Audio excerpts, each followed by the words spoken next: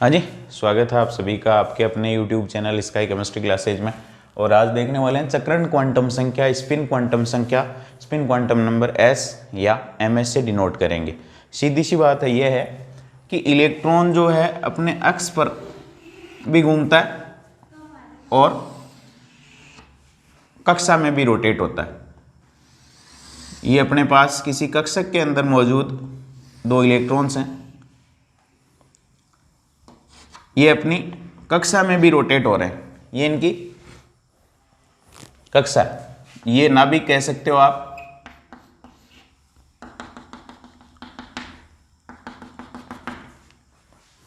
ये कक्षा के अंदर क्या है? रोटेशन। इसके अलावा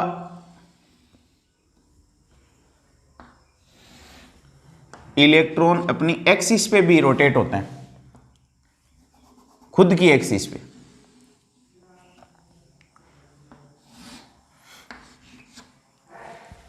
अब खुद की एक्सिस पे रोटेशन क्लॉकवाइज हो सकता है, जिसको दक्षिणावर्त कहते हैं, क्लॉकवाइज घड़ी की दिशा में, और एंटी क्लॉकवाइज यानी वामावर्त हो सकता है।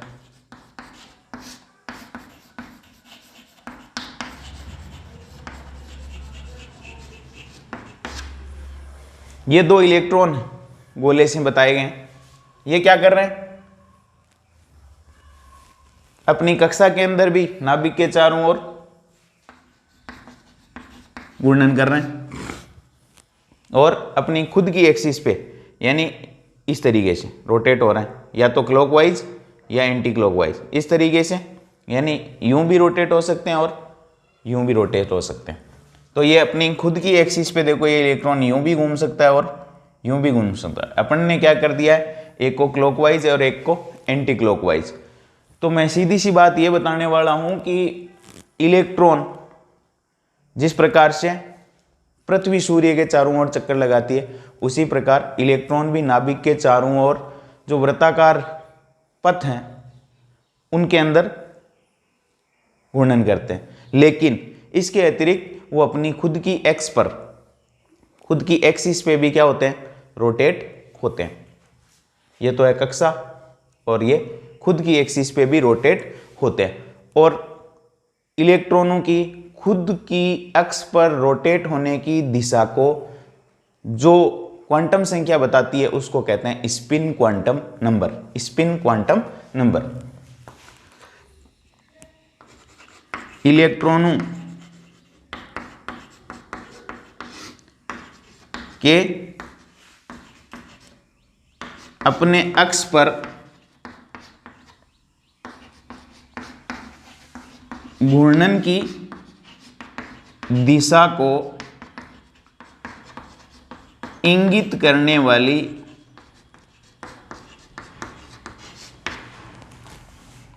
क्वांटम संख्या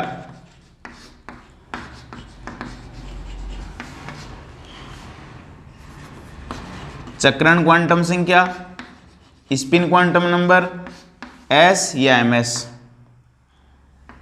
कहलाती है।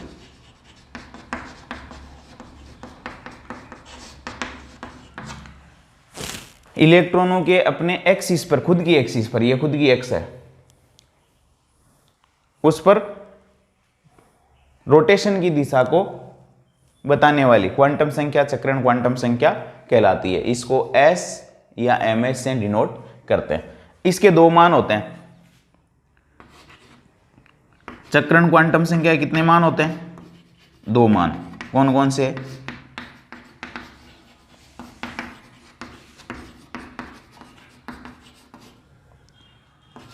प्लस हाफ और माइनस हाफ। एक इलेक्ट्रॉन जो क्लॉकवाइज घूम रहा है उसके लिए प्लस हाफ, दूसरा जो एंटी क्लॉकवाइज घूम रहा है उसके लिए माइनस हाफ। यानी एक कक्षक के अंदर उपस्थित दो इलेक्ट्रॉनों के लिए चक्रण क्वांटम संख्या एक के लिए प्लस हाफ होगी और दूसरे के लिए माइनस हाफ। यानी इन दोनों का विपरीत चक्रण होता है।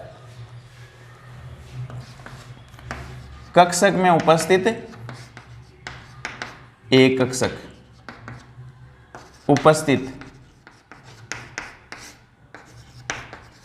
दोनों, अब एक कक्षक के अंदर मैक्सिमम 2 इलेक्ट्रॉन हो सकते हैं, दोनों इलेक्ट्रॉनों की चक्रण क्वांटम संख्या इलेक्ट्रॉनों का चक्रण लिख लेते हैं, चक्रण एक दूसरे के विपरीत होता है।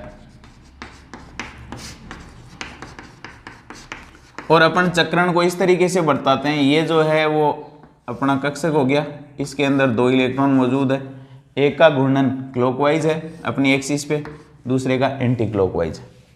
या अपन इसको इस तरीके से दर्शाते हैं, ये एक का घूर्णन क्लॉकवाइज है तो दूसरे का एंटी क्लॉकवाइज है, ये चलेगा, ये स्वीकृत है।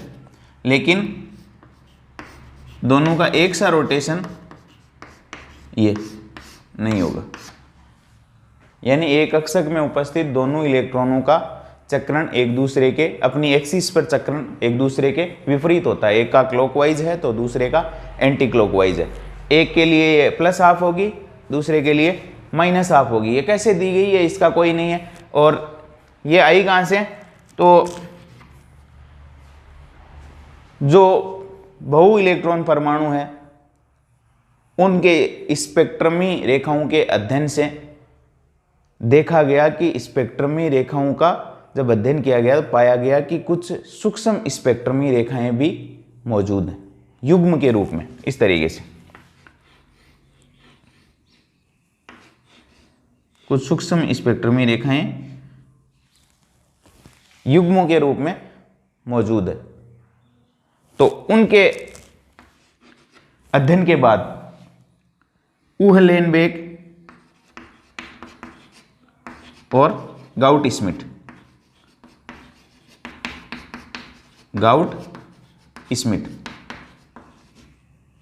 इन दोनों ने इलेक्ट्रॉन स्पिन का विचार रखा था कि कब 1925 में, यानी स्पिन क्वांटम नंबर उहलेनबेक और गाउट स्मिथ की देन है, जो किसी परमाणु के स्पेक्ट्रम में प्राप्त होने वाली सूक्ष्म स्पेक्ट्रमी रेखाओं के युग्म के अध्ययन से दी गई है। और कि उन्होंने बताया कि इलेक्ट्रॉन जो है अपनी कक्षा के अंदर जो है रोटेट तो होता ही है नाभिक के चारों ओर, अपनी एक्सिस पे भी क्या करता है, घूर्णन करता है। और जब घूर्णन करता है तो वो एक यदि क्लॉकवाइज घूर्णित हो रहा है तो दूसरा उसी कक्षक में मौजूद इलेक्ट्रॉन जो है वो एंटी क्लॉकवाइज घूर्णित होगा, और वो कहलाती है अपनी चक्रण क्वांटम संख्या। 2 मान हो गए, प्लस हाफ और माइनस हाफ। यदि क्लॉकवाइज के लिए अपन प्लस हाफ दे देंगे तो उसके लिए माइनस हाफ देना पड़ेगा। ऐसा कुछ नहीं है कि क्लॉकवाइज के लिए प्लस हाफ है माइनस हाफ है, तो एक इलेक्ट्रॉन के लिए प्लस हाफ देना है, दूसरे के लिए माइनस हाफ अपन दे सकते हैं।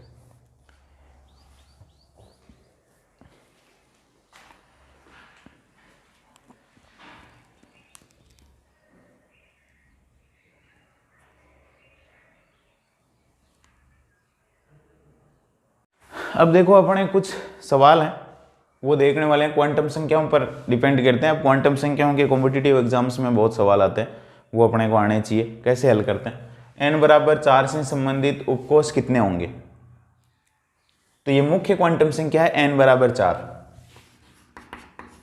तो l के मान कितने पॉसिबल होंगे, l के मान होंगे 0 से n-1 तक। तो n-1 मतलब 4 - 1 3, तो 0 1 2 और 3। तो उपकोष कितने हो गए, संबंधित उपकोष कितने होंगे, 0 1 2 3। 0 आता है s के लिए, 1 आता है p के लिए, 2 आता है d के लिए, 3 आता है f के लिए। और मुख्य क्वांटम संख्या पहले लगा दो इनके, 4s 4p 4d और 4f। उपकोष कितने हो गए, 4। यानी जितनी मुख्य क्वांटम संख्या के नंबर हैं उतने ही उपकोष होंगे। ये उपकोषों को भी बता देती है, सीधा कर दो, जितनी मुख्य क्वांटम संख्या का नंबर है उतने ही उपकोष ही होंगे। 3 होगा तो उपकोष भी 3 हो जाएंगे, 4 होगी तो उपकोष भी 4 हो जाएंगे। तो l के मान से अपन देते हैं, और l के मान होते हैं 0 to n-1, 0 1 2 और n-1 मतलब 4 - 1 3। तो कितने मान है, 1 2 3 4 मान हो गए, 4 मान है तो ऑफकोर्स 4 हो जाएंगे। कौन कौन से, 0 आता है एस के लिए, 1 आता है पी के लिए, 2 आता है डी के लिए, 3 आता है एफ के लिए, और 4s 4p 4d और 4f चौथी क्वांटम संख्या से, सॉरी n बराबर 4 से संबंधित है इसलिए 4 लगाया आगे सबके, तो ये हो जाएगा उपकोष कितने होंगे, 4। दूसरे सवाल पे आते हैं, एक परमाणु में कितने इलेक्ट्रॉन निम्नलिखित क्वांटम संख्याओं से क्वांटम संख्या रख सकते हैं, n इज इक्वल टू 4 और ms इज इक्वल टू -12। तो n इज इक्वल टू यदि 4 है तो l देखो कितना हो जाएगा, 0 1 2 और 3, 0 to n-1 तक, तो ये हो जाएगा s p d और f, यानी ये 4s 4p 4d और 4f। अब s में आपको पता है एक ही कक्षक होता है, p में कितने होते हैं 3, d में कितने होते हैं 5 और f में कितने होते हैं 7। 1 2 3 4 5 6 और ये 7। अब इनमें मैक्सिमम कितने कितने इलेक्ट्रॉन आ सकते हैं, 2 2 भर दो, 2 2 2 सब में।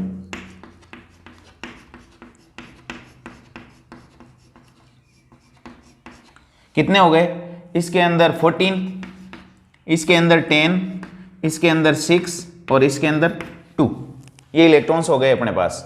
अब इसके लिए n बराबर 4 और s बराबर -12, तो सबके लिए n बराबर तो 4 है, ये देखो सब में ये 4s 4p 4d 4f कक्षक है, तो इनके लिए n का तो मान सबके लिए 4 ही है, मुख्य क्वांटम संख्या तो सबकी सेम रहेगी। लेकिन स्पिन क्वांटम नंबर एक इलेक्ट्रॉन किसी कक्षक में उपस्थित इलेक्ट्रॉनों के लिए, एक इलेक्ट्रॉन के लिए +12 है तो दूसरे के लिए -12, तो इसका -12 होगा +12 होगा एक का, तो -12 तो एक का ही पॉसिबल है। इन 6 में से 3 का -12 और 3 का +12, इन 10 में से 3 का +12 और 3 का -12, इनमें 14 है तो 3 का +12 और 3 का -12, तो 7 इलेक्ट्रॉनों का -12, इसमें 5 इलेक्ट्रॉन का, यानी आधे का -12 कर दो, तो 7 5 6 में से 3 और 2 में से 1, 7 5 12 12 और 3 15 और 1 16, तो कितने इलेक्ट्रॉन निम्न क्वांटम संख्याएं रखेंगे, 16 इलेक्ट्रॉन के लिए क्या होगी, ये क्वांटम संख्याएं होंगी। फिर देखो n बराबर 3 l बराबर 0, n बराबर 3 है और l बराबर क्या है 0, इसका मतलब 3 हो गया मुख्य क्वांटम संख्या और l बराबर 0 है तो ऑफकोर्स कौन सा 3s, तो 3s बना लो। s का एक ही कक्षक होता है और एक कक्षक में मैक्सिमम कितने इलेक्ट्रॉन आ सकते हैं, 2, तो एक परमाणु में कितने इलेक्ट्रॉन ये क्वांटम संख्याएं रख सकते हैं, तो इसके लिए ये 3s कक्षक है, तो इन दोनों इलेक्ट्रॉनों के लिए n बराबर 3 होगा, ये रहा, और ये 3s में मौजूद है तो l बराबर दोनों के लिए क्या होगा 0 होगा, तो n बराबर 3 और l बराबर 0 इन दोनों इलेक्ट्रॉनों के लिए ही होगा। तो कितने इलेक्ट्रॉनों के लिए, 2 इलेक्ट्रॉनों के लिए, क्योंकि विभेदन स्पिन क्वांटम एक कक्षक में उपस्थित दोनों इलेक्ट्रॉनों की कौन सी क्वांटम संख्या अलग अलग होती है, स्पिन क्वांटम नंबर, एक की +12 और दूसरे की -12, बाकी सब सेम होती है, तो इन दोनों इलेक्ट्रॉनों के लिए 3s कक्षक में मौजूद हैं, दोनों इलेक्ट्रॉनों के लिए केवल स्पिन क्वांटम संख्या अलग अलग होगी। तो n बराबर 3 l बराबर 0 कितने इलेक्ट्रॉनों के लिए, 2 इलेक्ट्रॉनों के लिए संभव हो सकती है। फिर आते हैं रुबिडियम Z बराबर 37 के संयोजी इलेक्ट्रॉन की क्वांटम संख्याएं क्या होगी। अब रुबिडियम जो है हेलिना के अरब, ये रहा 37 पे आता है, ये वर्ग संख्या 1 है और वर्ग संख्या 1 में संयोजी इलेक्ट्रॉनों की संख्या 1 होती है, तो इसके पास जब एक इलेक्ट्रॉन है 1s 2s 3s 4s और ये 5s, अंतिम कोश होता है इनके लिए 5s, s में एक इलेक्ट्रॉन है और वो कौन सा s है 5s। हाइड्रोजन के लिए 1s1 होता है, लिथियम के लिए 2s1, sodium 3s1, potassium 4s1 और ये 5s1 के अंदर इलेक्ट्रॉन भरे जाते हैं, ये 5s और एक इलेक्ट्रॉन। तो मुख्य क्वांटम संख्या n बराबर हो जाएगी 5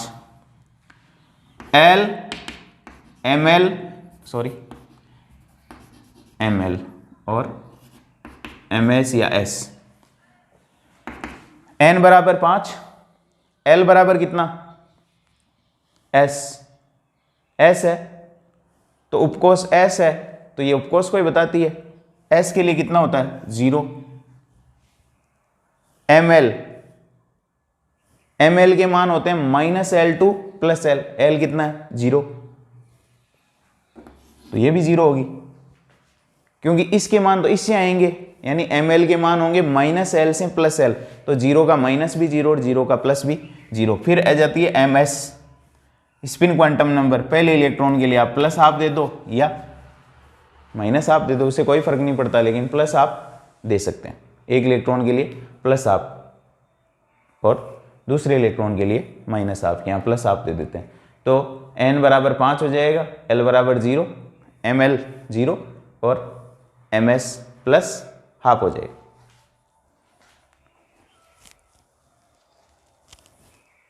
अब देखो अपने पास कुछ सवाल और हैं। अपने पास n के मान है और l के मान है। क्या ज्ञात कर सकते हैं? उपकोष ज्ञात कर सकते हैं, क्योंकि ये उपकोषों को बताती है। मुख्य क्वांटम संख्या फिर द्विगंशी क्वांटम संख्या, तो कोष फिर उपकोष दोनों के मान दे रखे हैं, तो उपकोष तक बता सकते हैं। n की वैल्यू 1, 0 किसके लिए आता है? s के लिए। n की वैल्यू 2, 0 किसके लिए? s के लिए। n की वैल्यू 3, 1 किसके लिए? p के लिए। n की वैल्यू 4, l की वैल्यू 3, 3 किसके लिए आता है? f के लिए। और n की वैल्यू 4, l की वैल्यू 2, 2 किसके लिए आता है? d के लिए। l की वैल्यू 2 d के लिए, 3 f के लिए, 1 p के लिए और 0 आती है s के लिए। तो पहले मुख्य क्वांटम संख्या जितनी दे रखी है उसका मान पहले लिख दो, और फिर 0 है तो s लिख दो, 1 है तो p लिख दो, 2 है तो d लिख दो, 3 है तो f। उपकोष आ जाएंगे, ये उपकोष आ जाएंगे अपने पास। फिर आगे बढ़ते हैं। एक सवाल और है कि इनमें से कौन सी क्वांटम नंबर्स पॉसिबल है और कौन से नहीं है, यानी कौन सा युग्म संभव है और कौन सा युग्म पॉसिबल नहीं है। तो n बराबर 0 पॉसिबल ही नहीं है, चाहे आगे कुछ ही दे रखा हो। n की वैल्यू मिनिमम 1 होगी, संभव नहीं है। n बराबर 1, l बराबर 0, यानी 0 से n-1 तक होती है। n 1 है तो ये 0 हो सकती है बिल्कुल।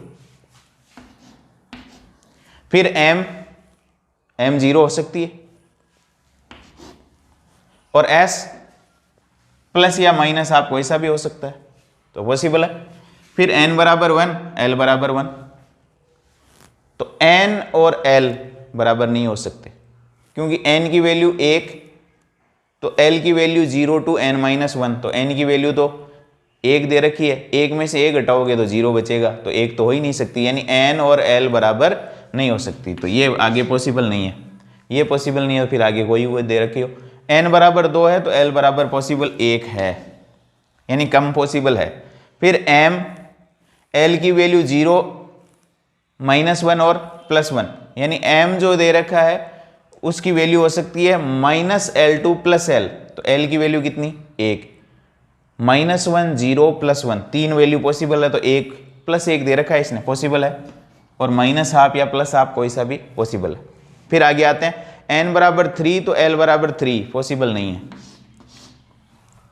तो 0 to n-1, n-1 यानी 3 - 1 2 ही पॉसिबल है, 2 ये दे रखा है, 3 पॉसिबल नहीं।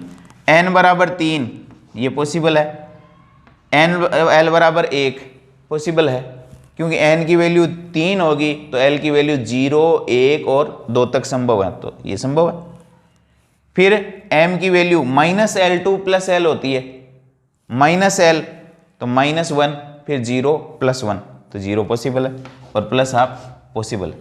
तो इस तरीके से अपन कौन सी क्वांटम संख्याएं पॉसिबल है और कौन सी नहीं है वो भी अपन बता सकते हैं। ये भी कॉम्पिटिटिव टाइप का सवाल हो सकता है, कौन सी पॉसिबल है कौन सी नहीं है, वो अपने को ध्यान रखना है। यदि s कोई सी भी दे रखी हो कोई फर्क नहीं पड़ता, सब पॉसिबल है, लेकिन n की वैल्यू ज़्यादा होनी चाहिए, l की कम होनी चाहिए, तो पॉसिबल है। एन ज़्यादा होना चाहिए, एल कम होना चाहिए। दोनों बराबर होंगे तो भी पॉसिबल नहीं है, और एन कम हो एल ज़्यादा हो तो भी पॉसिबल नहीं है, एन जीरो हो तो भी पॉसिबल नहीं है। तो ये थी अपने क्वांटम नंबर्स। उपकोष अपन इस तरीके से याद कर सकते हैं।